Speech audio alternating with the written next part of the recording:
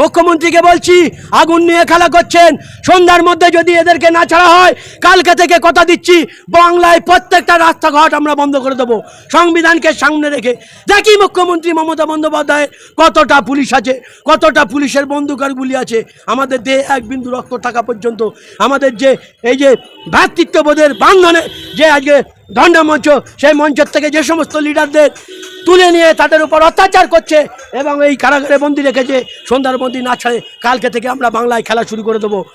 দেখুন, শুধু নওশাদ বলে নয়, আজকে যে এই ধর্ণা মঞ্চটা আমাদের 20 তারিখ আজকে থেকে যে ধর্মতলায় শুরু হওয়ার কথা ছিল বা শুরু হয়েছিল, শুধু নওশাদ সিদ্দিকী তো নয়, আজকে নওশাদ সিদ্দিকী ভাইজান ছিল, তিনি একটা পলিটিক্যাল রাজনৈতিকভাবে কামরুজ্জামান ছিল, ইমতিয়াজ আহমেদ জলিল থেকে আরও যে সমস্ত সৌবুদ্ধি সম্পন্ন মানুষ, এক কথায় যারা বুঝতে পারছে আজকে এই বাংলায় যেভাবে খুন, ধর্ষণ, রাহাজানি, লুট চলছে, সবাই দিনের আলোর মতো পরিষ্কার বাংলার মানুষ জানে। আর আজকে বিশেষ করে যে ধর্মমঞ্চটা শুরু হয়েছিল ওয়াকফ আন্দোলন নিয়ে, ওয়াকফ বিল প্রত্যাহারের দাবিতে, যে বিলটা বিগত কিছুদিন আগে নরেন্দ্র মোদী এবং অমিত শাহ তাদের ক্ষমতার বলে সংবিধানের 125, 126 নম্বর ভায়োলেন্স করে যে অ্যামেন্ডমেন্ট বিল, যে কালা কানুন এই ভারতবর্ষে লাগু করেছে, সেই ওয়াকফ বিরুদ্ধে আজকে ধর্মমঞ্চটা ছিল। তা দিদির এত জ্বালা করছে কেন?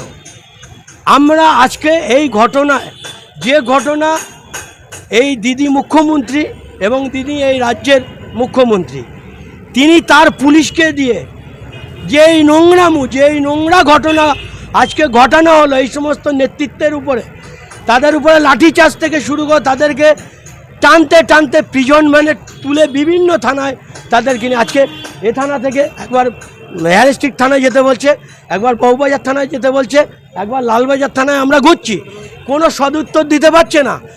এই যে নরকীয় ঘটনা আজকে এই সমস্ত নেতৃত্বের সঙ্গে করলো মুখ্যমন্ত্রী মমতা বন্দ্যোপাধ্যায়, এর চরমভাবে আমি তীব্র ধিক্কার ও নিন্দা জানাই। কারণ আজকে নরেন্দ্র মোদী বিজেপির বিরুদ্ধে কথা হবে এই মঞ্চ থেকে, দিদির ফাটছে কেন?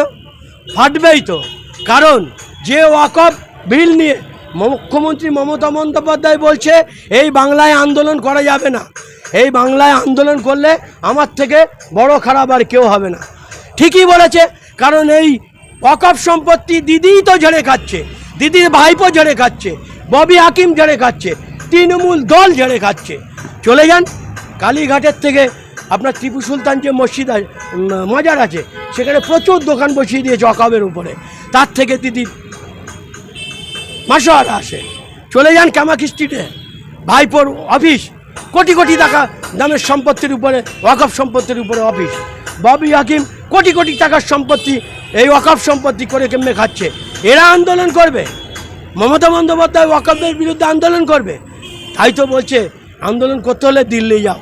দিল্লি আমরা যাব না, বাংলায় ভোট দিয়েছি, এই বাংলায় 40% মুসলমান বাস করে, 98% মুসলমান এই মুখ্যমন্ত্রী তোমাকে বলছি তোমাকে ভোট দিয়েছে। তাই তো তুমি তোমার ভাইপো আজকে রাজ করছো গদিতে বসে।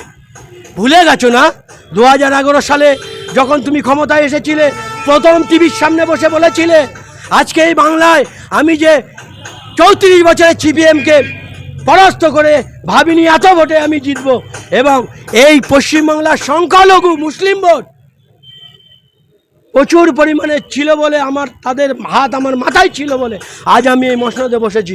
তুমি সেদিন বলেছিলে প্রথম টিভির সামনে এসে, আর আজকে সেই মুসলিমদের উপরে আঘাত হচ্ছে। শুধু মুসলমান নয়, এই যে ওয়াকফ অ্যামেন্ডমেন্ট বিল যেটা 125 নম্বর 26 নম্বর ধারাকে ভায়োলেন্স করা হয়েছে, এটা ওয়াকফের উপর অ্যাপ্লাই করতে পারলে আগামী দিন জল জমি জঙ্গলের উপরে করবে, দেবত্ব সম্পত্তির উপরে করবে।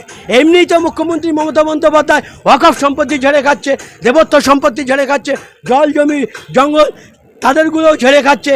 তাই তো মুখ্যমন্ত্রী এই মোদির বিরুদ্ধে কথা বললে ওনার জ্বলে যাচ্ছে। আজকে আরও একবার প্রমাণ হলো যে দিদি আর মোদি এক, এরা সেই এক গোডাউনের মাল, নাগপুরের মাল, বিজেপি RSS এর মাল। আজকে আবার প্রমাণ হয়ে গেল। আপনি বলুন এই মুসলিম সমাজকে বলবো আপনাদের মাধ্যমে, বিজেপিকে রোখার জন্যে আপনারা মমতাকে ভোট দিয়েছেন। 2011 সালে পটভূমি পরিবর্তন হলো, মুসলমানরা ভেবেছিল, বলেছিল দিদি আমি বিজেপিকে রুখবো, তাই তো ভোট দিয়েছিলে। 2011 সালের আগে বিজেপির এমপি ছিল, এমএলএ ছিল কটা, আরএসএস এর অফিস ছিল কটা এই বাংলায়। আর আজকে এই 15 বছরে মুখ্যমন্ত্রীর শাসন আমলে, এই মমতার শাসন আমলে আজকে আরএসএস এর অফিস কটা, এমএলএ এমপি কটা। এই মুখ্যমন্ত্রী বিজেপিকে আটকাবে। যে সমস্ত মুসলিম সমাজ এখনো ভাবছো, তাদেরকে বলছি কান খোলসা করে শুনে নাও।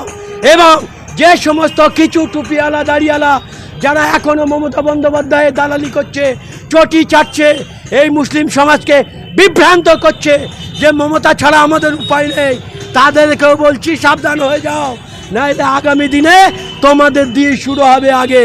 তোমরা এই মুসলিম সমাজকে পথভ্রষ্ট করছো। আজকে এই মুখ্যমন্ত্রী মমতা বন্দ্যোপাধ্যায় নরেন্দ্র মোদীকে এই বিলকে যাতে মুসলিমদের উপরে, মুসলিমদের কবরস্থান, মসজিদ, মাদ্রাসা, তাদেরকে দ্বিতীয় শ্রেণীর নাগরিক যাতে বানায়, সেই প্রচেষ্টা চালাচ্ছে। আর মুখ্যমন্ত্রী মমতা বন্দ্যোপাধ্যায় তার সহযোগিতা করছে। এখনও যদি এই মুসলিম সমাজ, এই হিন্দু, মুসলিম, শিখ, ইসাই সমস্ত সম্প্রদায় এখনও যদি বুঝতে না পারেন এই মমতা বন্দ্যোপাধ্যায় রাক্ষসী, এখনও বুঝে না, এই মমতা বন্দ্যোপাধ্যায়কে আগামী 2024-এ এই বিজেপি নামক দলকে আপনারা হিন্দু, মুসলিম, শিখ, জৈন, খ্রিস্টান কাঁধে কাঁধ মিলিয়ে ভোট দিয়ে ও 14 তলা থেকে নামিয়ে বঙ্গোপসাগরে ফেলে দিন, নইলে ভারতবর্ষ সুরক্ষিত থাকবে না, বাংলাও সুরক্ষিত থাকবে না, সংবিধানও সুরক্ষিত থাকবে না, না হিন্দু সুরক্ষিত থাকবে, না মুসলিম সুরক্ষিত থাকবে, কেউ সুরক্ষিত থাকবে না। আজকে বলছে না ওই শুভেন্দু অধিকারী হিন্দু হিন্দু ভাই ভাই মারাচ্ছে না, আজকে আরজি করে যে বোনটাকে রেপ করে তাকে হত্যা করে দেওয়া হলো, সে কি হিন্দু নয়? আজকে মমতা বন্দ্যোপাধ্যায় যারা রেপ করেছে তাদের বাঁচানোর জন্যে 1 ডজন হেভি ওয়েট উকিল লাগিয়েছে, কোর্টে হাজার হাজার টাকা খরচা করেছে। ওই তিলোত্তমা যে বোনটাকে হত্যা করেছে যারা, তাদের বাঁচানোর জন্য এই বাংলার মানুষ দেখতে পাচ্ছে। তাহলে সেই শুভেন্দু অধিকারী তার বাপ মোদিকে বলতে পারছে না ওটা তো আমাদেরই হিন্দু বোন, কেন বিচার পাচ্ছে না? এই শালা দাদা আর দাদা মোদি এরা এক, আজকে আবারও প্রমাণ হলো। আর মমতা বন্দ্যোপাধ্যায় আগুন নিয়ে খেলা করছো। আজকে শুধু নওশাদের গায়ে হাত দাওনি, এখানে যেমন পলিটিক্যাল নওশাদ, নন পলিটিক্যালও ছিল, সমাজসেবক ছিল, আদিবাসী ছিল, হিন্দু সম্প্রদায়, মুসলিম সম্প্রদায়, আদিবাসী সম্প্রদায়, এই ভারতবর্ষের যে ডেমোক্রেসির যে সর্বজাতির বাস, তারা সকলেই আজকে এই মঞ্চে ছিল, শুভবুদ্ধি মানুষ ছিল। তাদেরকে তুমি অত্যাচার করেছো, তাদেরকে পেটাতে টানতে তোমার এই পুলিশ দিয়ে তাদেরকে কারাগারে নিক্ষেপ করেছো। এর জবাব মুখ্যমন্ত্রী মমতা বন্দ্যোপাধ্যায় তোমাকে দিতে হবে। আর মুসলিম সমাজকে বলছি, এখনও জাগ্রত হও। এই রাক্ষসী মহিলা মুখ্যমন্ত্রীকে এই 2026-এ বঙ্গোপসাগরে ফেলুন, তবেই হিন্দু সুরক্ষিত থাকবে, মুসলিম সুরক্ষিত থাকবে। এই মোদি আর দিদি চায় হিন্দুকে আলাদা করো, মুসলমানকে আলাদা করো, আদিবাসীকে আলাদা করো, জৈনকে আলাদা করো, খ্রিস্টানকে আলাদা করো। এই জাতিকে আলাদা করতে পারলেই মমতা এবং মোদির গদি সুনিশ্চিত থাকবে। এরা ফ্যাসিবাদী নীতি নিয়ে চলছে। আর এই আজকে যাদের উপরে অ্যাটাক করলো, এরা চাইছে এই যে বাংলা, এই বাংলায় যে ভ্রাতৃত্ববোধ ছিল হিন্দু, মুসলিম, আদিবাসী, শিখ, জৈন, সেটাকে অটুট রাখার জন্যে আজকে শান্তিপ্রিয় ধর্ম মঞ্চে বসেছিল।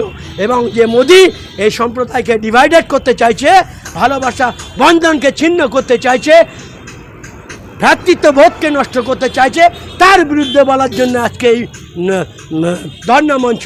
নওশাদ সিদ্দিকী ইতিমধ্যে আক্রান্ত হয়েছিল, তিনি গুরুতর আহত।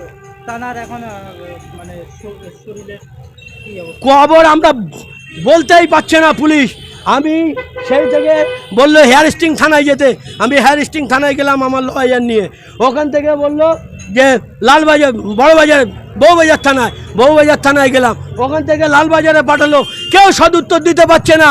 কেন এমনটি হচ্ছে? মুখ্যমন্ত্রীকে বলছি, আগুন নিয়ে খেলা করছেন। সন্ধ্যার মধ্যে যদি এদেরকে না ছাড়া হয়, কালকে থেকে কথা দিচ্ছি, বাংলায় প্রত্যেকটা রাস্তাঘাট আমরা বন্ধ করে দেবো, সংবিধানকে সামনে রেখে। দেখি মুখ্যমন্ত্রী মমতা বন্দ্যোপাধ্যায় কতটা পুলিশ আছে, কতটা পুলিশের বন্দুক আর গুলি আছে। আমাদের দেহে এক বিন্দু রক্ত থাকা পর্যন্ত আমাদের যে এই যে ভ্রাতৃত্ববোধের বান্ধনে যে আজকে ধর্ণা মঞ্চ, সেই মঞ্চের থেকে যে সমস্ত লিডারদের তুলে নিয়ে তাদের উপর অত্যাচার করছে এবং এই কারাগারে বন্দি রেখেছে, সন্ধ্যার বন্দি না ছাড়ে কালকে থেকে আমরা বাংলায় খেলা শুরু করে দেবো সংবিধানকে সামনে রেখে। যদি আবারও আপনাদের মাধ্যমে বলছি, বাংলার মানুষকে, সবাইকে বলছি, সমস্ত সম্প্রদায়ের মানুষকে বলছি, আপনারা সজাগ হন। কারণ 8,500 স্কুল বন্ধ হয়ে গেছে। একটা জাতিকে শেষ করে দিতে হলে বোম বন্দুকগুলি কিচ্ছু লাগে না, তাদের থেকে শিক্ষা কেড়ে নাও, সেই ব্যবস্থাই মুখ্যমন্ত্রী মমতা বন্দ্যোপাধ্যায় করছে। আজকে শিক্ষা শেষ, শিক্ষামন্ত্রী জেলে। ভাবতে পারছেন এই বাংলার মানুষ যদি 1000 টাকায় এখনো ভুলে থাকে, সামনে সমূহ বিপদ। হিন্দু মুসলিম তাদের মধ্যে ভ্রাতৃত্ব নষ্ট হয়ে যাবে। না হিন্দু সুরক্ষিত থাকবে, না মুসলিম সুরক্ষিত থাকবে, না খ্রিস্টান সুরক্ষিত থাকবে, আমরা কেউ সুরক্ষিত থাকবে না, না ভারতবর্ষ সুরক্ষিত থাকবে, না বাংলা সুরক্ষিত থাকবে, সর্বোপরি সংবিধানও সুরক্ষিত থাকবে না। তাই সকলের কাছে আপনাদের মাধ্যমে আরও একবার অনুরোধ যে 2026-এ আপনারা জোটবদ্ধ হয়ে ভোট দিন, আর মুখ্যমন্ত্রী মমতা বন্দ্যোপাধ্যায় টোটাল বিজেমূলকে বঙ্গোপসাগরে নিক্ষেপ করুন। তবেই আমরা সবাই, আপনি আমি সুরক্ষিত থাকবো, নইলে সামনে সমূহ বিপদ। জানতেই পাচ্ছি না। ওই জন্যই তো বলছি মুখ্যমন্ত্রীকে, আপনার পুলিশ আমাদের জানতেও দিচ্ছে না। ধরেছে ঠিক আছে, কিন্তু তারা কি অবস্থা রয়েছে আমাদের জানতে দিচ্ছে না। কোথায় কোন থানায় রয়েছে আমরা জানতেই পাচ্ছি না, ওরা দিশা দিতে পারছে না। তাই তো বলছি, সন্ধ্যার মধ্যে যদি ফলপ্রসূ না হয়, ওদেরকে না ছড়া হয়, কালকে সকাল থেকে খেলা শুরু হয়ে যাবে বাংলায়। দেখি মমতা বন্দ্যোপাধ্যায়ের জোর না আমাদের জোর, বাংলার সাধারণ মানুষের জোর না মুখ্যমন্ত্রীর জোর। এই সাধারণ মানুষ ভোট দিয়েছে বলে মুখ্যমন্ত্রী তুমি গদিতে বসে আছো, আজকে বাহাদুরি দেখাচ্ছ। তোমার বাহাদুরি বেশি দিন নয়, 26-এই বাংলার মানুষ মিটিয়ে দেবে।